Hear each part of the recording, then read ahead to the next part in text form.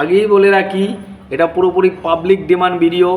এই ভিডিওটা শেয়ার করতে হবে। আমার ভিডিওতে আমি বলি না যে ভিডিও শেয়ার করুন, এটা করতে হবে। এটা করলেই পাবলিক ডিমান্ডের ভিডিও আসবে, না হলে এত সহজে আমি দিব না। এটা টাকলার ভিডিও, টাকলার ভিডিও, টাকমাত্রার ভিডিও। কারণ হয়েছে আমাদের বাংলাদেশের সব থেকে বড় প্রডিউসার, যার সিনেমা এলেই সুপারস্টার, ব্লকবাস্টার, হাউসফুল বোর্ড লেগে যায়, সেই টাকলার সিনেমা। হ্যাঁ হ্যাঁ হ্যাঁ, ইকবালের সিনেমা, টাকলা ইকবালের সিনেমা রিভেঞ্জ হল থেকে, সিনেপ্লেক্স থেকে সরিয়ে দিয়েছে। এত বড় অন্যায়টা করতে পারলো।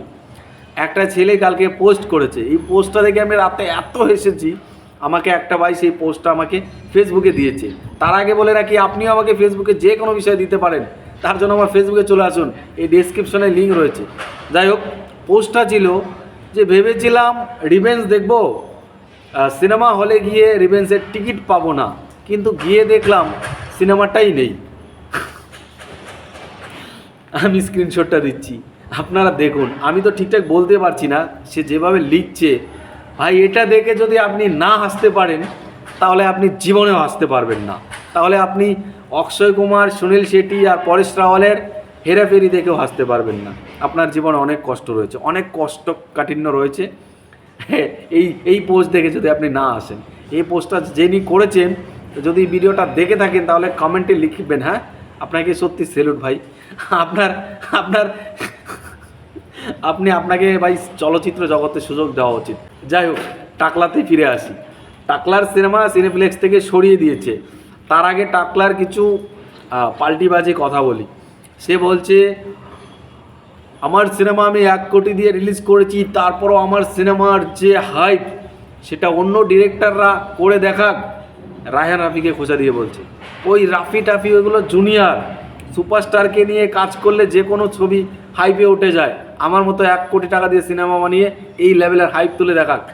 তার মানে আগে একদিন বলছিল সে কিসের সুপারস্টার, যে বেটা গল্পই বুঝে না, সে বেটা কিসের সুপারস্টার। আজকে আবার বলছে যে সুপারস্টারকে নিয়ে কাজ করলেই সিনেমার হাইপ তো এমন হবেই।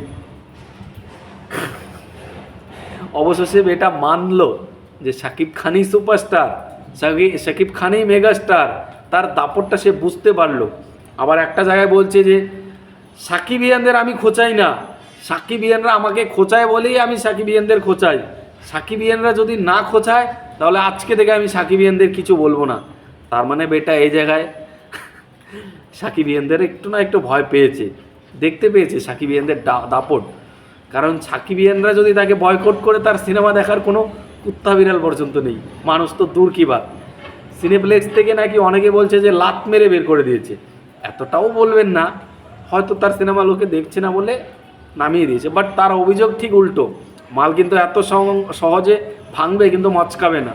তার অভিযোগ হলো সিনেপ্লেক্সে একটা পোস্টার লেখা ছিল কামিং সুন রিভেঞ্জ, তার জন্য লোক হলে টিকিট কাটতে যায়, হলে গিয়ে কামিং সুন দেখে ঘুরে চলে আসে, রিভেঞ্জ দেখে না।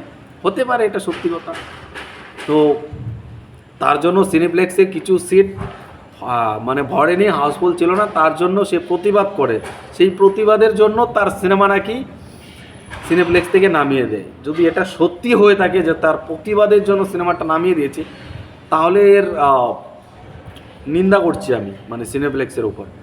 সে অন্যায়ের প্রতিবাদ যদি করে থাকে তাহলে করবে, কারণ সিনেমাটা রানিং, আপনি কামিং সুন লিখতে পারেন না, সেটা হতে পারে মিস্টেক, কিন্তু সে তো প্রতিবাদ করেছে।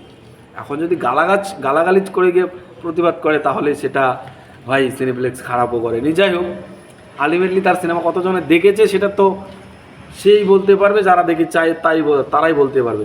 এমনও হতে পারে সিনেপ্লেক্সে 10টার বেশি টিকিট বিক্রি হয় না, বেচারা করবে কি, তাই সিনেমাটা নামিয়ে দিয়েছে। এখন করার কিছু নাই। এইসবকে টপকে গিয়েও টাকলা বলছে তার সিনেমা নাকি অনেক ভালো হয়েছে, এই ঈদের হিসেবে তার সিনেমা অনেক ভালো, কিন্তু দর্শককে সে কন্টেন্টটা দেখাতে পারেনি, সে রাজনীতির শিকার হয়েছে। এক ভাষায় সে বলে শাকিব খান সুপারস্টার না, এক ভাষায় সে বলে শাকিব খান সুপারস্টার, এক ভাষায় বলে তার ছবি দারুণ চলছে, এক ভাষায় বলে যে আমি দর্শকদের সিনেমাটা দেখাতে পারছি না। টাকলার চুলের সঙ্গে কি দিমাগটাও চলে গেছে নাকি? টাকলা যে কখন কি বলে আমি কিছুই বুঝি না। আর যাই হোক, টাকলাকে নিয়ে কিন্তু বেশি ভিডিও হয়ে যাচ্ছে, আপনারা এত ডিমান্ড করবেন না তো। আমি এই ভিডিওটা বড় করতে চাই না। টাকলার সিনেমা দেখুন, সিনেমা হাউসফুল করুন, পরবর্তীতে টাকলা যেন শাকিব খানকে নিয়ে সিনেমা করতে পারে, কারণ খেয়ে পরে বাঁচতে হবে তো। দিন শেষে টাকলারও পরিবার আছে, কি খাবে? ঘাস পাতা খাবে? আপনারা যে সিনেমা দেখেন না, এখন তো টাকলাকে ঘাস পাতা রান্না করে খেতে হবে। যাই হোক, টাটা।